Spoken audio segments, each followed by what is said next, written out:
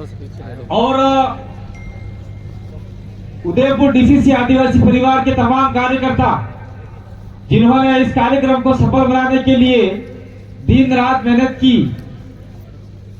अपनी बात शुरू करने से पहले मैं तमाम महापुरुष के जो आदिवासियों के लिए लड़े और उनको अधिकार दिलाए, उन सभी को नमन करते हुए मैं मेरे छोटे भाई जगदीश पांडव को नमन करना चाहूंगा, क्योंकि आज उदयपुर के जन जागरण में अमित खलाड़ी, जगदीश पांडव और पूर्व में जो आपका जिला नहीं था, जिला बना जीतू कटारा वाला सलूमर और अन्य साथी, नाम लेने से क्या होता है दूसरा साथी नाराज हो जाते हैं। उन सभी को मैं आभार करना चाहता हूं कि आपने जो हमसे बातें सुनकर जन जागरण किया और लोगों को जगाया, उसके लिए आप सभी को मैं आभार व्यक्त करना चाहता हूं।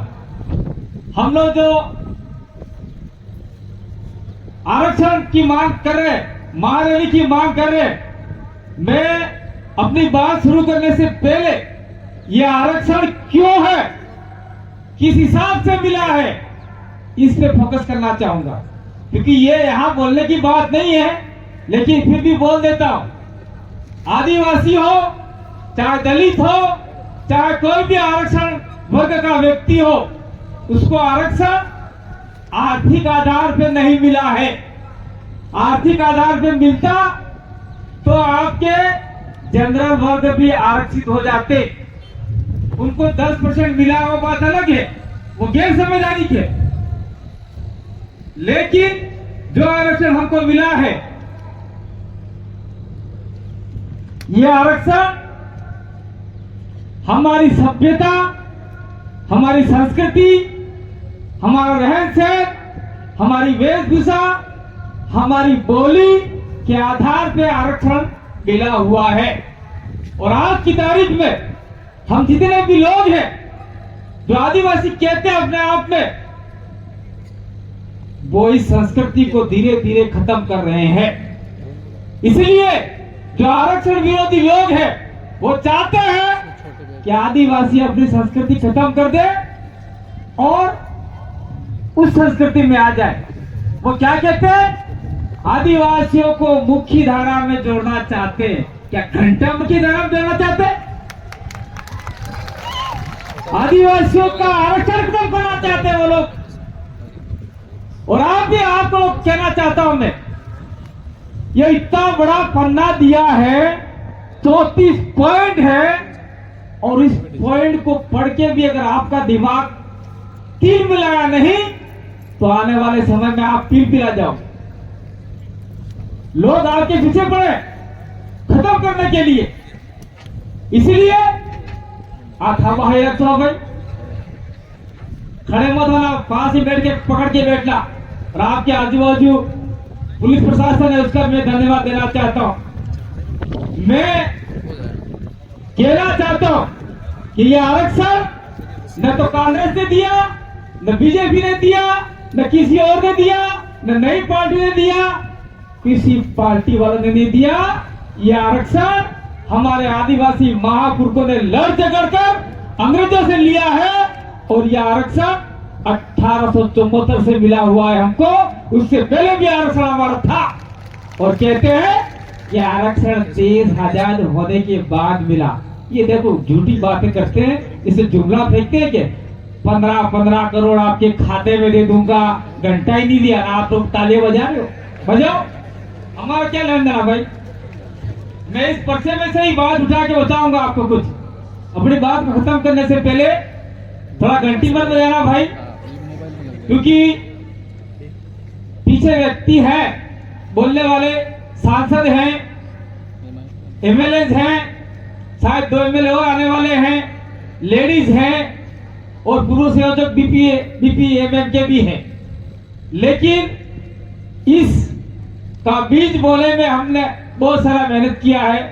आज जो आपके सामने बोल रहा हूं वो भी मैं आधा शरीर लेके बोल रहा हूं।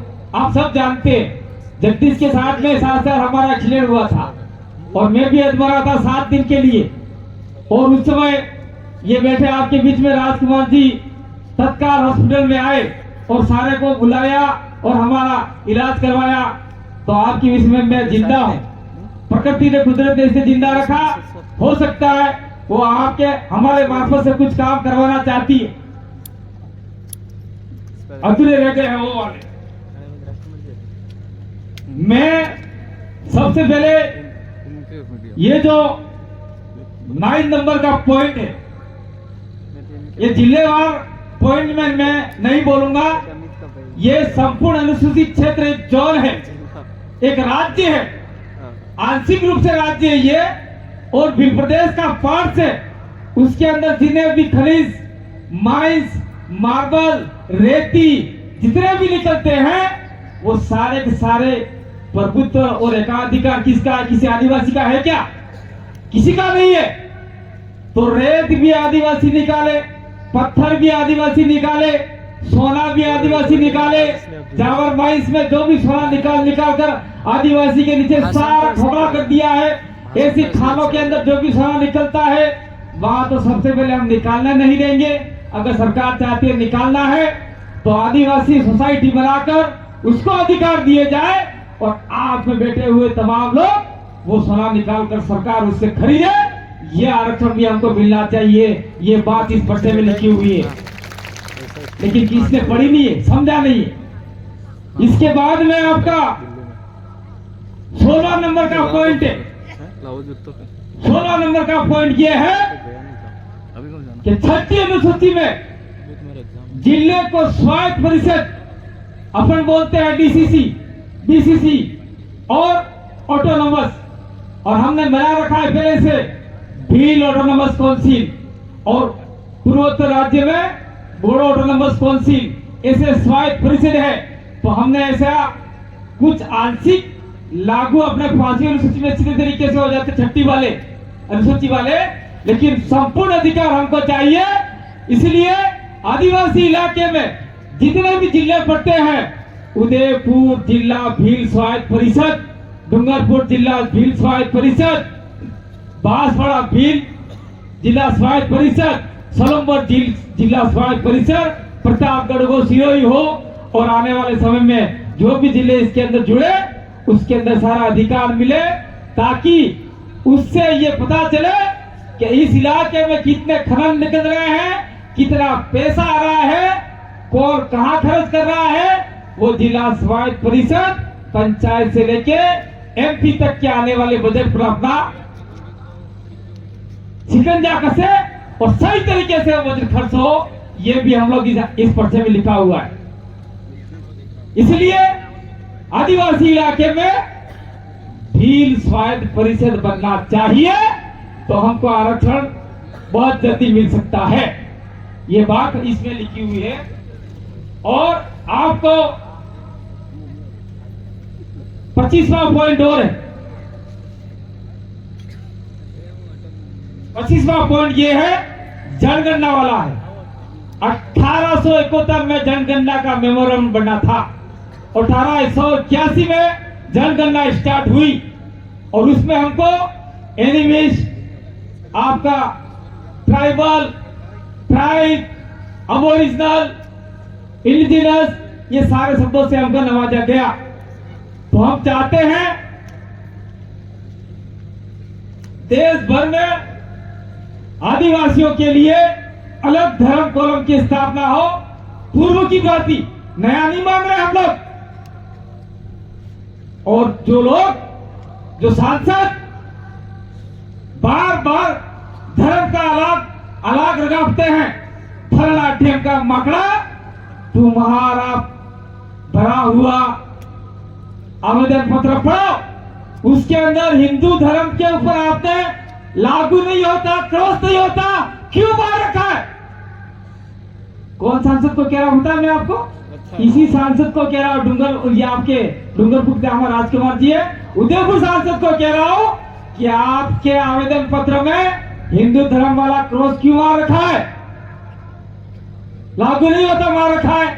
और सारे हमारे जो आदिवासी नहीं जानते उनको कहते हैं ये वो झगड़ा माकड़ा भूरत फराब कराते रहते हो, समझ नहीं पड़ता है। दूसरा, जो हमारे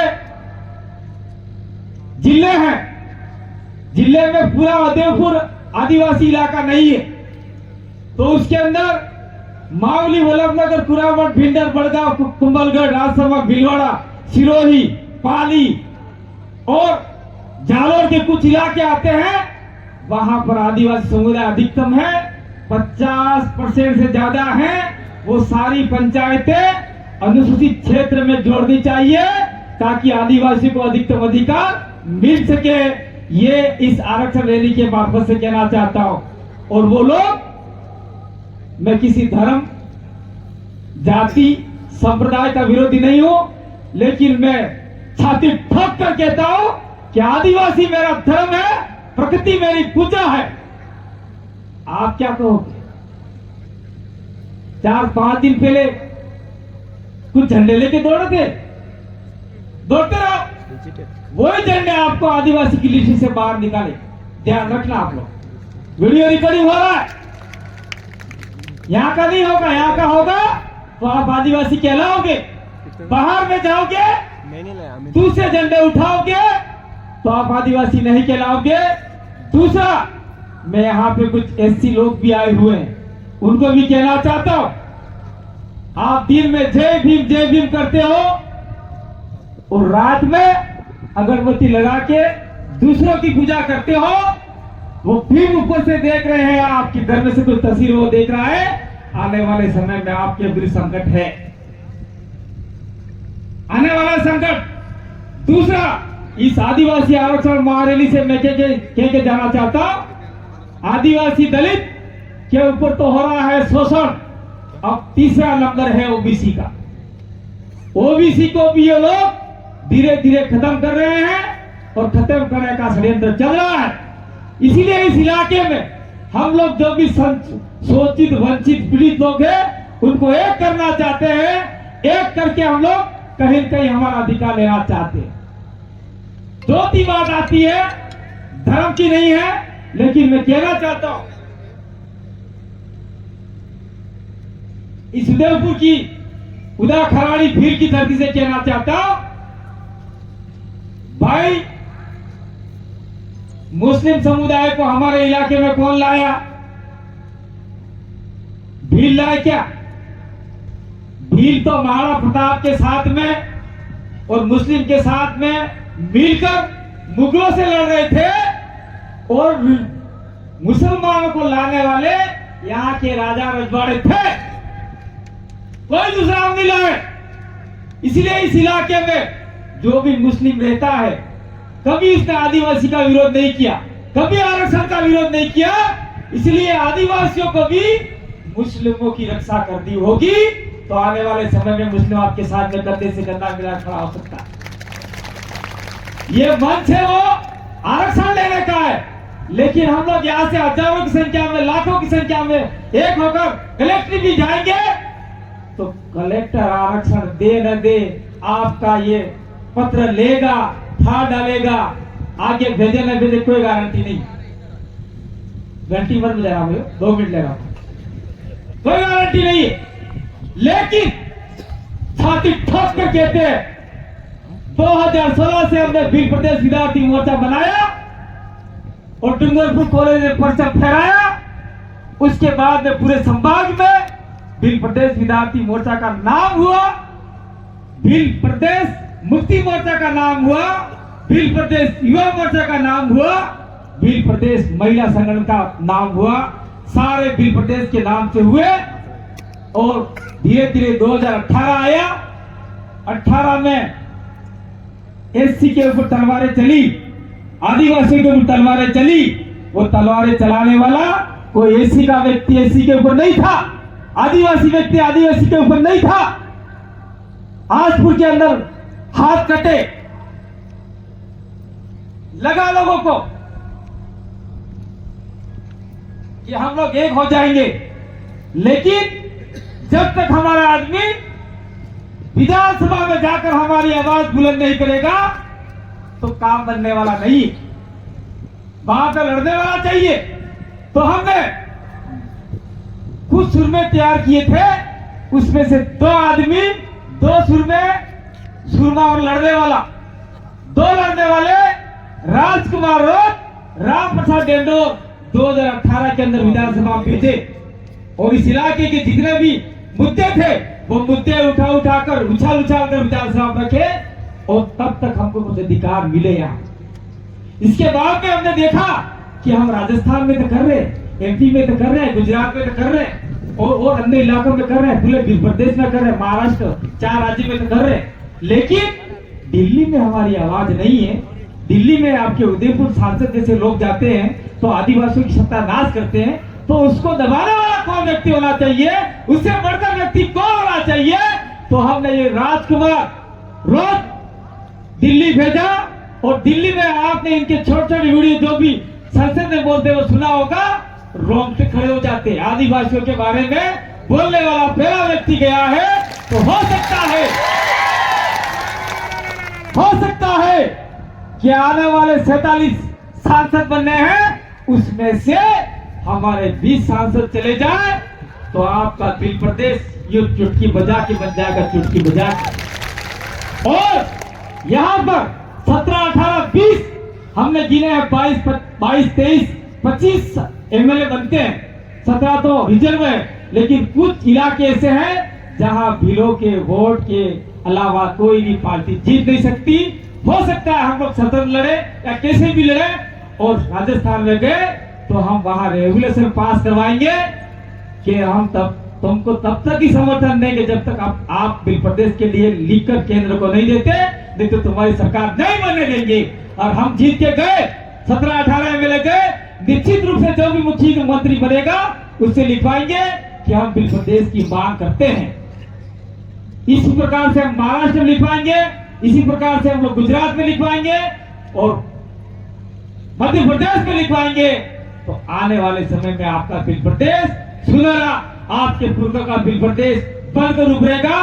तब आपके इलाके में एसपी भी आपके इलाके का होगा, आपकी बात मानेगा, कलेक्टर भी आपके इलाके का होगा, मुख्यमंत्री भी आपके इलाके का होगा, सारे डिपार्टमेंट में आपका कब्जा हो सकता है। हम किसी जाति धर्म के दुश्मन नहीं है। बिल प्रदेश के अंदर हिंदू भी रहेगा, मुसलमान भी रहेगा, सिख भी रहेगा, ईसाई भी रहेगा, बुद्धिस्ट भी रहेगा, लेकिन वह आदिवासी को दबाने वाला नहीं रहेगा, आदिवासी के साथ में मिलकर काम करने वाला व्यक्ति रहेगा। ये बात इस मन से मैं कहकर जाना चाहता हूँ। तो क्या आप लोग सभी बिल प्रदेश बनाने के लिए तैयार हो नहीं हो? हाथ खड़े करो, एक बार वीडियो उधर घुमाओ, सारे तैयार हैं और हाथ खड़े रखना। क्या जो आरक्षण के जो मुद्दे लिख रखे हैं सारे जब तक सरकार लागू नहीं करती तो आप हर पंचायत पे छोटी मीटिंग लेकर लोगों को तैयार करोगे नहीं करोगे?